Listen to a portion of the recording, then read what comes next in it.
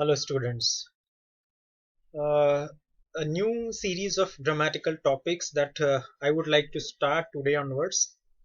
And to begin with, today I am here to tell you the very first unit of language, English language, that is word. Actually, words are formed out of alphabets. So, English language is nothing but it's a gimmick of 26 alphabets. So when these alphabets are arranged in proper sequence and the arrangement has some meaning, it forms a word.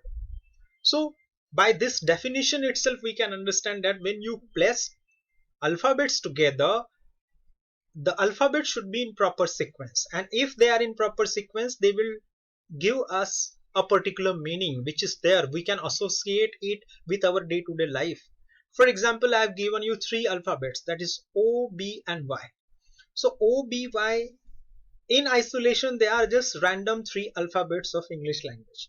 But when I place them in proper sequence like B, O, Y, it gives me a certain meaning, that is boy, which is there. It's a common noun.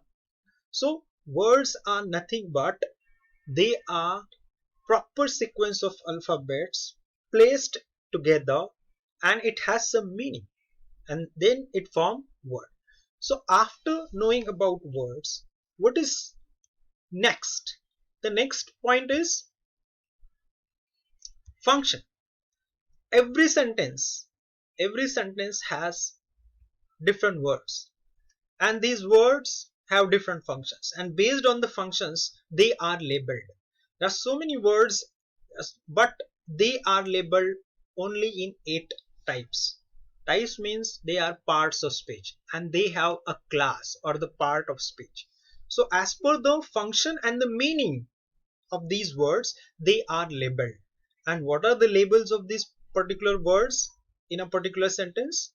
The labels are nothing but, you all know, noun, pronoun, verb, adjective, adverb, preposition, conjunction, and interjection. So what are these all 8 parts of speech or classes of words based on their meaning and function? One by one we will see in next consecutive videos. As of now, it is just necessary for all of us that depending over the function and the meaning of a word, they are labeled as noun, pronoun, verb, adjective, adverb, preposition, conjunction, and interjections. So besides this, categorically broad categories of these words are two. Number one is functional words and number two content word. So whatever words are the vocabulary lexicon that is available in English language, they are categorized in two types. Number one is functional and number two is content. So what do we mean by functional word? Functional words, as the definition says, a word whose purpose is to contribute to the syntax rather than the meaning of a sentence. They have little or no meaning, but without them the meaning of sentence cannot be complete.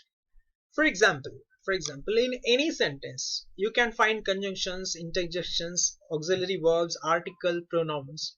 Not all of them, but most of them you can find. So these are the functional words.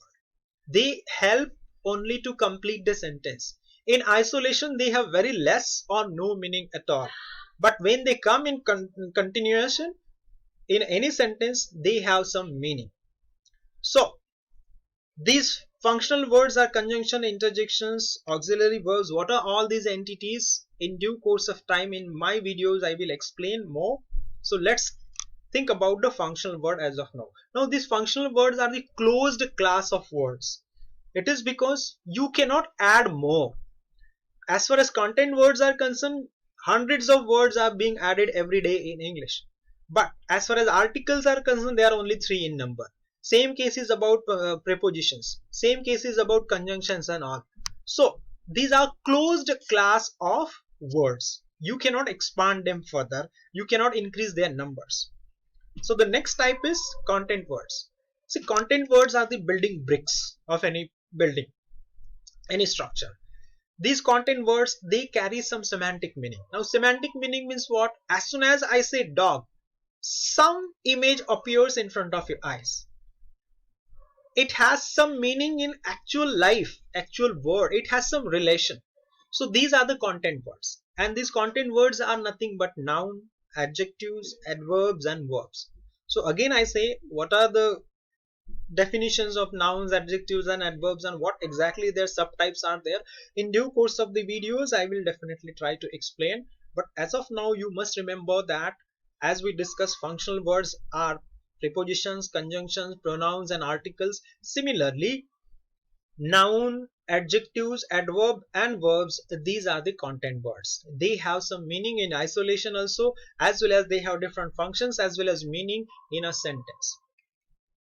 So what, how one sentence has both functional as well as content word? Let's see with one very good example. The example is like this: we have found a beautifully decorated house in our society which has been put on sale. Little in this sentence, deliberately I have made it so that all these functional words can be incorporated in one sentence for your understanding purpose. So out of this particular sentence, we have found functional words are we, have, a, in, our, which, has, been, on. Similarly, the content words are found, beautifully decorated, house, society, put and sale. So in content words, if you find these are, there are some noun, there is one adverb, there is one adjective, there is one noun, there is one verb. So all these categories are there in content word. Similarly, in functional word you can see pronoun, you can see auxiliary verb, you can see article, you can see preposition over there. So this is how one sentence contains both functional as well as content word. There can be sentence without functional words, but without content word there can't be any sentence. Mostly the imperative sentences like go, come, these are single word, but go and come, these are the verbs, and verb is a content word. So without functional words there can be a sentence, but without content words there cannot be a sentence. So this is what today I wanted to highlight. It is about word and how a word is formed. Based on these, what are the different parts or the classes of words, we will discuss in next consecutive videos. At this point I say goodbye and thank you for listening.